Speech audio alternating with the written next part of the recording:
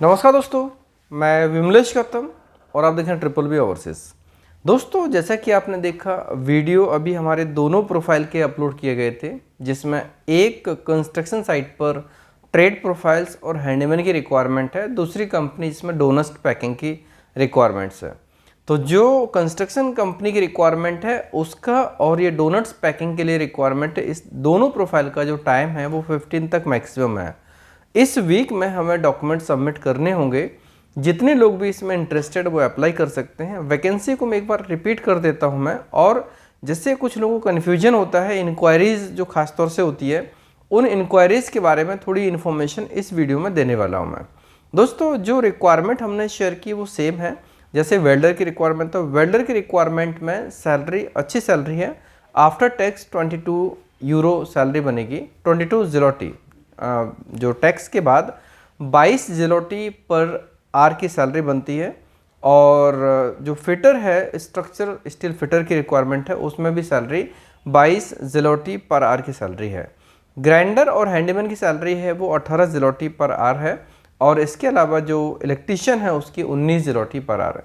ये जो सैलरी है वो टैक्स के बाद है, मीन्स जो टैक्स डिडक्शन होगा वो कंपनी की तरफ से ऑलरेडी हो जाएगा, और उसके बाद ये सैलरी मिलेगी कैंडिडेट को डायरेक्टली, मीन्स इसके बाद उनको टैक्स पे नहीं करना होगा। सो ये काफ़ी अच्छी रिक्वायरमेंट है, काफ़ी अच्छी अपॉर्चुनिटी है। कोई भी कैंडिडेट इसमें अप्लाई करना चाहते तो डेफिनेटली अप्लाई कर सकते हैं, क्योंकि रिक्वायरमेंट अभी हमारे पास में है, और इसके सबमिशन अभी हम 15 तक करने वाले हैं। और ऑब्वियसली जैसे हमारे पास में इंक्वायरीज़ हैं तो इस वीक में काफ़ी लोग आने की प्लानिंग कर रहे हैं। तो जो लोग भी इंटरेस्टेड है वो जितनी जल्दी हो सकता है उतनी जल्दी प्लान कर सकते हैं।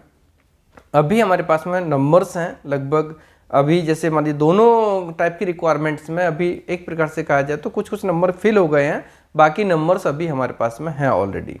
अब दूसरी रिक्वायरमेंट डोनट्स पैकिंग के लिए है। डोनट्स पैकिंग में जो रिक्वायरमेंट है, सैलरी हमने पहले आपको शेयर किया कि 15.91 15.91 ज़िलोटी पर आर सैलरी अगर 26 साल से ऊपर है, और 26 साल से छोटे हैं तो सैलरी बनेगी 16.91 मीन्स 16.91 ज़िलोटी पर आर। ये सैलरी बनने वाली है आफ्टर टैक्स। सो रिक्वायरमेंट काफ़ी अच्छी है, क्वांटिटी भी काफ़ी अच्छी है इसमें, और सबसे इंपॉर्टेंट चीज़ कि जो क्वालिटी वर्क है वो भी इसमें रहेगा। तो जो लोग भी इंटरेस्टेड वो अप्लाई कर सकते हैं। अब कन्फ्यूजन कहाँ पर था? कन्फ्यूजन ये है कि जैसे जो ड्यूटी आवर्स और ओटी के बारे में कन्फ्यूजन रहता लोगों को, कई लोग इस चीज़ के लिए पूछते भी हैं, और भी उनके जो कुछ कुछ क्वेश्चंस होते हैं। तो कॉमन 4-5 क्वेश्चंस के आंसर मैं इस वीडियो में देने वाला हूँ। दोस्तों, यहाँ पर अगर हम ड्यूटी और ओवर टाइम की बात करेंगे ना, तो यहाँ पर दो चीज़ें हैं। वर्क परमिट आएगा, वो गवर्नमेंट के जो गाइडलाइंस हैं, जो स्टैंडर्ड जो उनका पैटर्न बना हुआ है, टर्म्स एंड कंडीशंस हैं, जो रूल्स एंड रेगुलेशंस हैं, उसके हिसाब से कोई भी कंपनी जब भी किसी को वर्क परमिट देती है तो मिनिमम चीज़ों पर देती है। Minimum wage, minimum working hours, ये सब मिनिमम पे होता है। तो मिनिमम के हिसाब से देखा जाए तो एक सप्ताह में 40 घंटे काम करने के लिए मिलता है। अगर हम इसको कैलकुलेट करते हैं तो 8 × 5, 8 आर 5 डेज के लिए ये गवर्नमेंट का मिनिमम है। अब इसमें से जो सैलरी मिलती है उसमें से टैक्स इंक्लूडेड होता है। अब हमारे यहाँ से जो इन्फॉर्मेशन मिलती है, और अभी तक जितने लोग हमारे थ्रू गए हैं, यह जो पाइपलाइन में है या जो आने वाले हैं, इन सभी लोगों का जो वर्किंग का जो प्रोसीजर होता है ना, उसमें से टैक्स के बाद की सैलरी हम उनको पहले से इन्फॉर्म करते हैं, और उसके बाद अगर वो कैलकुलेशन करेंगे तो पर आर के हिसाब से कैलकुलेशंस होती है। इसमें कभी भी ऐसा नहीं होता कि फिक्स सैलरी इतनी होगी, आप जितना काम करेंगे उतनी सैलरी मिलने वाली है। अब यहाँ पर आप 8 आर करें, 10 आर करें, 12 आर, ये आपकी चॉइस के ऊपर होता है कुछ %, हमेशा नहीं, क्योंकि कंपनी की शिफ्ट भी होती है। कन्फ्यूजन यहीं पे होता लोगों का। जो वर्किंग टाइम है, वर्किंग टाइम अगर किसी कंपनी ने आपको हायर किया तो उनकी जो शिफ्ट होगी उस शिफ्ट के हिसाब से काम करना कंपलसरी होगा। मीन्स 12 घंटे की शिफ्ट है तो 12 घंटे काम करना कंपलसरी है। नहीं करेंगे तो फिर ये मान लीजिए कि कंपनी के हिसाब से जो भी रहेगा, अगर कंफर्टेबल होगी तो 8 आर के लिए रखेगी, नहीं तो नहीं रखेगी, क्योंकि ऑब्वियसली उनकी जो वर्किंग शिफ्ट है और जो भी एक रोस्टर के हिसाब से जो भी बनता है, तो उसमें सबसे इंपॉर्टेंट चीज़ है कि अगर उनके पास में 20 लोग हैं और 2 शिफ्ट हैं तो 10-10 में डिवाइड कर दिया जाता है। अब इसमें होता क्या है, जैसे अगर किसी को काम होता है, काम होने पर वो स्वैप कर सकते हैं। स्वैप कैसे कर सकते हैं?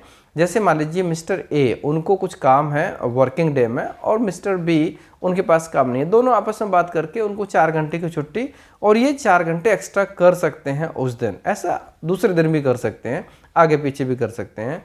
और उनको जो छुट्टियाँ मिलती हैं, छुट्टियाँ मतलब बहुत ज़्यादा तो नहीं मिलती है, लेकिन जो भी 1-2 छुट्टी मिलती है वो छुट्टी प्लान करके ले सकते हैं किसी भी काम के लिए, ये हो सकता है। लेकिन जो ड्यूटी, जो शिफ्ट है, शिफ्ट के लिए उनको प्रॉपरली काम करना पड़ेगा, क्योंकि कोई भी कंपनी अगर आपको बुलाती है तो काम करने के लिए बुलाती है। और वहाँ पर जैसे कई लोग ऐसी कैलकुलेशन करते हैं कि हम 8 आवर यहाँ करेंगे और बाकी के घंटे हम दूसरी जगह करेंगे, तो ये जो पॉसिबल है बहुत कम जगह पॉसिबल है, क्योंकि कोई भी कंपनी ऐसी नहीं होती जिसके पास में काम नहीं होता है। अगर काम नहीं है तो फिर कंपनी आपको फ्री कर सकती है कि आप 8 आवर के बाद काम कर सकते हो। अगर उनके पास में काम ऑलरेडी है तो फिर वो क्यों आपको फ्री करेंगे, ये सबसे इंपॉर्टेंट पॉइंट है। तो ये कन्फ्यूजन मत रखें। यहाँ पर ये मैसेज उन लोगों के लिए है जो डे 1 पे जाके वहाँ पर अमीर पति बनना चाहते हैं, बहुत ज़्यादा पैसा कमाना चाहते हैं।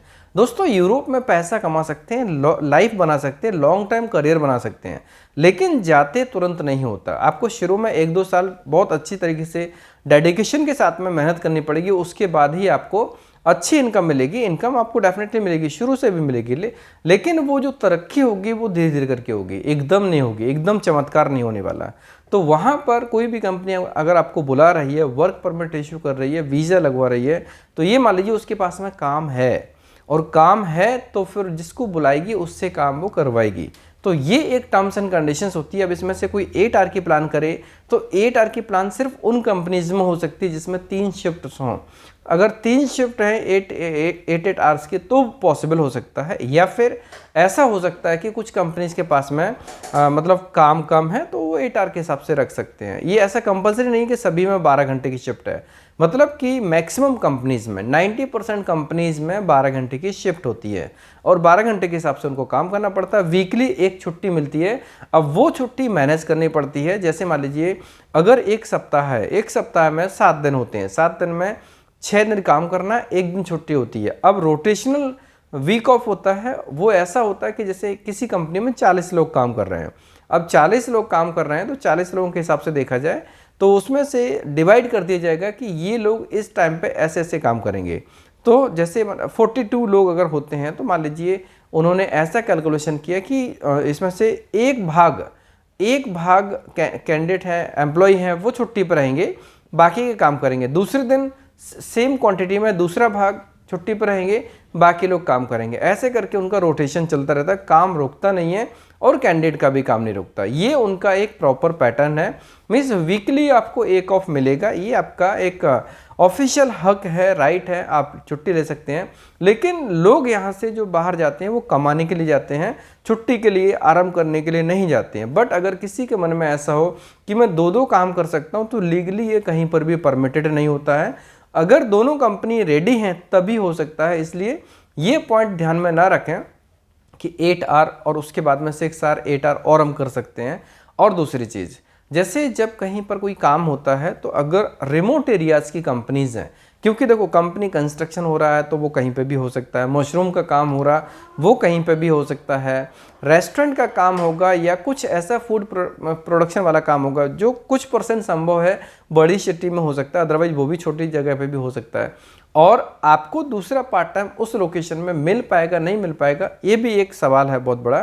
तो यहाँ पर आप लोग इस जो भी प्लान करना चाहते हैं वो कम से कम 1 साल का ध्यान तो रखें कि 1 साल के लिए उनको जाना होगा, 1 साल अच्छे से मेहनत करेंगे, उनका आगे का फ्यूचर बहुत अच्छा होने वाला है। ये बहुत लोगों की क्वेरीज थी कि ड्यूटी आवर्स का कैलकुलेशन कैसा है। ड्यूटी आवर्स मतलब वर्किंग आवर्स पोलैंड में पर आवर का है। आप 1 घंटे काम करोगे तो आपको 1 घंटे का ही पैसा मिलेगा, आप अगर 12 घंटे करोगे तो 12 घंटे का मिलेगा, लेकिन आपके ऊपर निर्भर नहीं करेगा। ये निर्भर काफ़ी हद तक कंपनी के ऊपर करेगा, क्योंकि कंपनी के जो रूल्स एंड रेगुलेशंस हैं, कंपनी के HR पॉलिसी है, कोड ऑफ कंडक्ट्स हैं, उसके हिसाब से वो डिसाइड करेंगे। और ऑब्वियसली वो म्यूचुअल बेनिफिट ओरिएंटेड होता है, दोनों के हिसाब से होता है। पहला क्वेश्चन ये था। दूसरा क्वेश्चन ये रहता है कि जो लोग वहाँ प्लान करते हैं कि जैसे किसी भी कंपनी में जाते हैं, कंपनी में जाने के बाद में सबका सवाल होता है TRC का। दोस्तों TRC तो एक प्रोसेस है, वो सभी के लिए होता है, इसमें कोई डाउट नहीं है, सबके लिए होता है। जो भी कंपनी एम्प्लॉयमेंट करती है वो TRC में सपोर्ट जरूर करती है, लेकिन ये सब कुछ डिपेंड करता है परफॉर्मेंस के ऊपर, आपके बिहेवियर के ऊपर, आपकी स्टेबिलिटी के ऊपर। जैसे मान लीजिए अगर हम पहले की बात करें, कोविड से पहले की, तो कोविड से पहले ऐसे बहुत सारे उदाहरण हैं जिनका टीआरसी का प्रोसेस 1 महीने 2 महीने के अंदर ही शुरू हो गया था। लेकिन अभी क्या है कि कई लोगों ने ऐसे एक्सपीरियंसेस दिए हैं वहाँ की कंपनीज़ को कि अभी वो लोग टीआरसी का प्रोसेस है ना वो 6 महीने 8 महीने या साल भर बात करते हैं। क्यों? क्योंकि उनका रीज़न क्या होता है कि लोग छोड़ के चले जाएंगे। अब अगर छोड़ के चले जाएंगे तो उसमें ऑब्वियसली कंपनी किसी को बुलाएगी, तो क्यों बुलाएगी?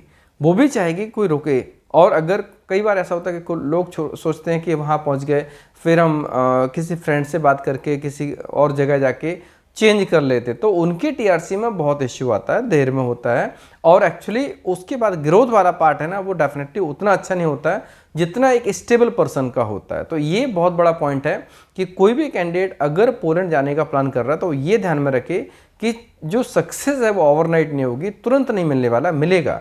धैर्य रखो, धीमे धीमे करके आप स्टेप चढ़ेंगे, आपको सब कुछ मिलेगा, जो आप प्लान कर रहे हैं वो सब मिलेगा। लेकिन आपको पहले जो कंपनी ने आपको बुलाया, जिस कंपनी ने आपको वर्क परमिट दिया, और आपकी एथिकल रिस्पॉन्सिबिलिटी बनती है कि उस कंपनी को भी आपको रिटर्न पे करना चाहिए। मीन्स रिटर्न पे करने का मतलब ऐसा है कि अगर उसने आपको अपॉर्चुनिटी दी है तो आप उनको वर्क करके दो, बदले में आपको सैलरी मिलेगी, यह डिफरेंट चीज़ है। लेकिन जिस पर्पज़ से, जिस उद्देश्य से कंपनी ने आपको बुलाया उस उद्देश्य को पूरा करें, तभी आपका करियर ग्रोथ अच्छा होगा।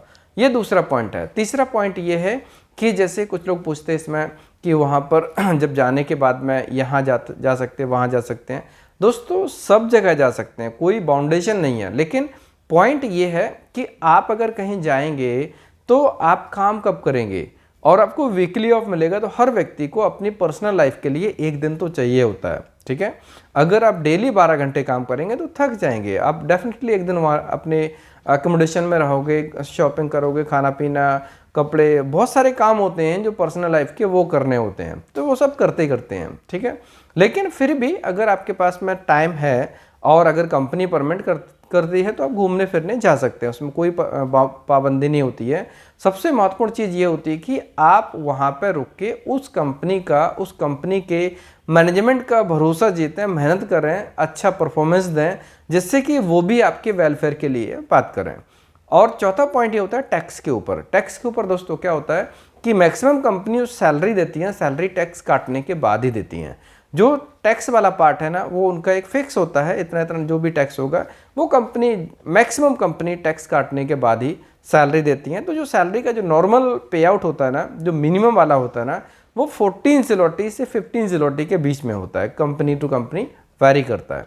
लेकिन उसके ऊपर जो सैलरी मिलती है, जैसे किसी में 16 मिल रही है, 17 मिल रही है, अभी जैसे वेल्डर की सैलरी 22 ज़िलोटी है, तो ये सैलरी मिस टैक्स के बाद की है। मतलब अगर देखा जाए तो बेसिक जो नॉर्मल है ना वो 14 के लगभग है, और यही अगर 22 होती तो 8 ज़िलोटी पर आवर उनको एक्स्ट्रा मिल रहा है। तो ये जो पॉइंट है ना, इसमें टैक्स वाला पार्ट कंपनी के हिसाब से रहता है। ये जो चारों चीज़ें हैं ये लोगों के दिमाग में सवाल थे, क्वेश्चंस थे, जिसकी वजह से हमने सोचा कि ये इन्फॉर्मेशन देना चाहिए। दोस्तों प्रोसेस के ऊपर अगर बताएं तो प्रोसेस के ऊपर क्या होता है कि जब भी कोई प्रोसेस अप्लाइड होती है वहाँ पर वर्क परमिट वगैरह प्रोसेस होते हैं, तो जैसे कभी कभी सरकारी गाइडेंस अगर बदल जाते हैं तो सरकारी गाइडेंस के हिसाब से भी प्रोसेस आगे पीछे हो जाती है। बदलने का मतलब अपग्रेड होते हैं। जैसे हम कोई भी काम करते हैं कहीं पर भी, हर कंट्री के नियम कायदे बदलते रहते हैं, प्रोसेस बदलती रहती है। वैसे ही पोलैंड में जो वर्क परमिट की प्रोसीजर है वो अपग्रेड होती रहती है बीच बीच में। जैसे अभी लास्ट ईयर देखा जाए तो सैलरी बढ़ी थी, सैलरी बढ़ने के बाद में प्रोसेस अपग्रेड हुई थी, ठीक है। तो फिर जो प्रोसेस है ना उसके हिसाब से आगे दोबारा रीएप्लीकेशन हुआ था। लेकिन जैसे मान लीजिए सपोर्टिंग चीज़ें भी काम करती है इसमें। अब जैसे मान लीजिए कोई भी कैंडिडेट का प्रोफाइल हमने इसमें प्रोसेस किया, तो प्रोसेस करने के बाद में अगर कुछ चीज़ें प्लस माइनस होती हैं, कुछ न्यू चीज़ें मिस इसमें शामिल होती हैं, न्यू गाइडलाइंस आते हैं, तो वो अपडेट्स हम कैंडिडेट को टाइमली अपडेट करते हैं। और ये अपडेट जब भी होता है, अभी ये मान लीजिए कि धीरे धीरे करके प्रोसेस को और स्टैंडर्ड कर रहे हैं कि ये अपडेट उनको timely every week every 15 days मिलना शुरू हो जाए। इसके लिए हम प्रयास रहते हैं, काम कर रहे हैं इस दिशा में। जो भी प्रोफाइल किसी ने अप्लाई किया किसी भी प्रोफाइल में, उसका अपडेट उनको टाइमली मिले। ऐसे काफ़ी लोगों को मिलना शुरू हो गया और धीरे धीरे करके लगभग सभी लोगों को मिलना शुरू हो जाएगा। जो अपडेट होगा वो टाइमली उनको हमारी तरफ से ही मिलना शुरू हो जाएगा। अभी जैसे मान लीजिए अगर वर्क परमिट की बात करें तो वर्क परमिट में जो समय रहता है ना, समय जनरली 45 to 60 डेज के अंदर मिलता है। अब जैसे 45 टू 60 वर्किंग डेज के अंदर नॉर्मल प्रोसीजर होती है, उसमें मिल जाता है। कभी कभी देखा जाए तो बहुत फास्ट भी होता है, जैसे कि हमारे मतलब कुछ लोगों का वर्क परमिट बहुत फास्ट आया था, लगभग 35 डेज के अंदर ही आ गया था। और जनरली क्या है 45 टू 60 वर्किंग डेज है ना, कभी कभी ये टाइम 70 या 80 वर्किंग डेज भी हो जाता है। तो अभी कुछ टाइम प्लस माइनस भी होता है। ये जो चीज़ है ना, अगर आपका वर्क परमिट अप्लाई हो गया है तो डेफिनेटली वो प्रोसेस में आगे रहेगा, उसका सरकारी गाइडलाइंस के हिसाब से जो भी उनका अप्रूवल का टाइम रहता है वो मिल जाता है। अब लेट क्यों होता है वो भी मैं आपको रीज़न बताता हूँ। अगर कभी कभी लेट होता है तो जैसे मान लीजिए जो भी वर्क परमिट अप्लाई होते हैं सब कोटा सिस्टम होता है।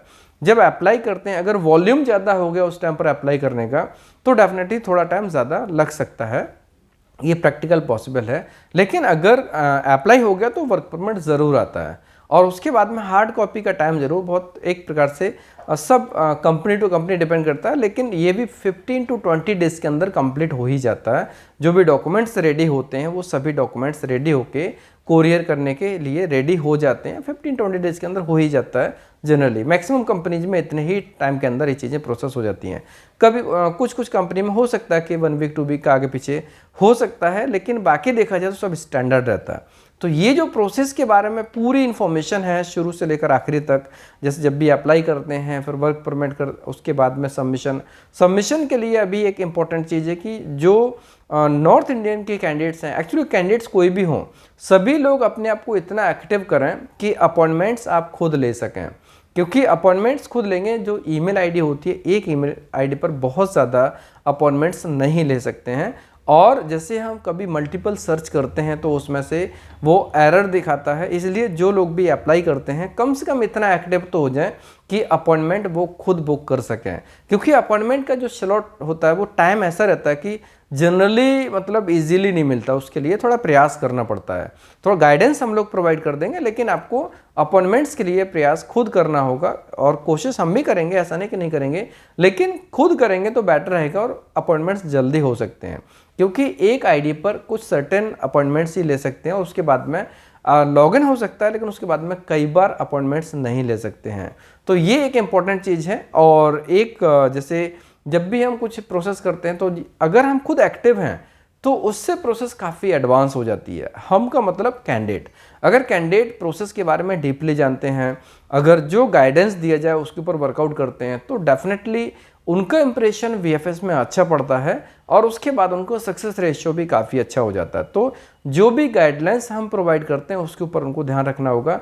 अगर ढंग से वो अगर करते हैं तो डेफिनेटली इसका उनको प्लस पॉइंट मिलेगा, बहुत ही अच्छा रिस्पांस मिलेगा उनको। सो ये अपडेट्स थे पोलैंड के बारे में। रिक्वायरमेंट अभी हमारे पास में है, जो भी रिक्वायरमेंट्स हैं जिनमें जो लोग भी इंटरेस्टेड है वो डेफिनेटली प्लान कर सकते हैं, अप्लाई कर सकते हैं। और हमारे पास में जो रिक्वायरमेंट है ऑब्वियसली अभी हमारे पास में इंक्वायरीज इतनी है कि इस वीक के अंदर क्लोज होने के चांसेस हैं। जो लोग भी इंटरेस्टेड हैं हमारी टीम को कांटेक्ट करें, ऑफिशियल टाइम में कांटेक्ट करें। अभी देखा जाए वीडियो हमने कुछ दिन पहले 2-3 दिन पहले अपलोड किया। लोग संडे को भी कमेंट डालते हैं कि फ़ोन पिक नहीं होता। आप खुद देखो, संडे को अगर आप कमेंट डालोगे तो डेफिनेटली आपने गलत टाइम पे कॉल किया होगा, गलत टाइम पे ही आप कमेंट डाल रहे हैं। तो पॉइंट ये है कि अगर ऑफिशियल आवर्स में अगर इंक्वायरी करते हैं तो डेफिनेटली आपको आंसर मिलेगा और आपको जो भी इन्फॉर्मेशन है वो मिल जाएगी। और दूसरी चीज़ है कि आपका इन्फॉर्मेशन लेने का वे भी प्रॉपर होना चाहिए। यहाँ पर एक बात मैं दोबारा बोलना चाहूँगा, कोई किसी के ऊपर एहसान नहीं कर रहा। आप अगर बाहर जाना चाहते तो अपने भले के लिए जाना चाहते हो, ठीक है। अगर आपका काम होगा तो आपके खुद के भले के लिए, आपके खुद के परिवार के भले के लिए होगा। तो यहाँ पर आपको वो भावना रखनी कि आप करियर बनाने के हिसाब से जा रहे हैं, किसी के ऊपर एहसान करके नहीं जा रहे। तो आप इंक्वायरीज प्रॉपर करेंगे, आपको रिस्पॉन्स मिलेगा। और हम लोग भी आपको भेजते हैं तो ऑब्वियसली हमारा बिजनेस है, हम आपको भेजते हैं तो ऑब्वियसली कुछ बिजनेस अर्न होता है। इसलिए जो दोनों का एक म्यूचुअल अंडरस्टैंडिंग है वो एक स्ट्रांग होना चाहिए। कभी भी कोई एक पार्टी ये सोचे नहीं मैं सुपर, तो कोई भी काम अच्छे से नहीं हो सकता है। एथिक्स और प्रोफेशनलिज्म मेंटेन करके चलेंगे तो डेफिनेटली कभी भी कोई कॉल अनआंसर्ड नहीं होती है और इन्फॉर्मेशन पूरी ही मिलती है। अब जैसे कई लोगों को वीडियो देखने में वीडियो का जो सब लाइन जो टाइटल है वो देखने के बाद तुरंत कॉल करते हैं। पहले वीडियो देखो, आपको सारी इन्फॉर्मेशन वीडियो में दी जाती है। अगर आप वीडियो पूरा देखेंगे तो शायद आपको कॉल करने की ज़रूरत बिल्कुल नहीं पड़ेगी। इसलिए कॉल ऑफिशियल टाइम में 10 to 6 PM के बीच में, मंडे टू सैटरडे के बीच में कॉल करेंगे। छुट्टी के बाद, छुट्टी के दिन कॉल नहीं करेंगे, उसका आंसर बिल्कुल नहीं मिलेगा। आप कभी भी कॉल कितना भी इंपॉर्टेंट होगा, छुट्टी के टाइम रिस्पॉन्स मिलने के चांसेस बहुत ही कम रहेंगे। इसलिए छुट्टी के दिन प्लीज़ कॉल ना करें। और अगर आप जैसे वर्किंग पर्सन हैं, जो वर्किंग टाइम में कॉल नहीं कर सकते हैं, तो मैसेज प्रॉपर ड्राफ्ट करके भेजेंगे, प्रॉपर तरीके से, पूरा नाम, city, applied position, qualification, experience कितना है और क्या क्या क्वेरी करना चाहते हैं, वो सारी इन्फॉर्मेशन अगर आप मेंशन करेंगे डॉक्यूमेंट्स भेज के।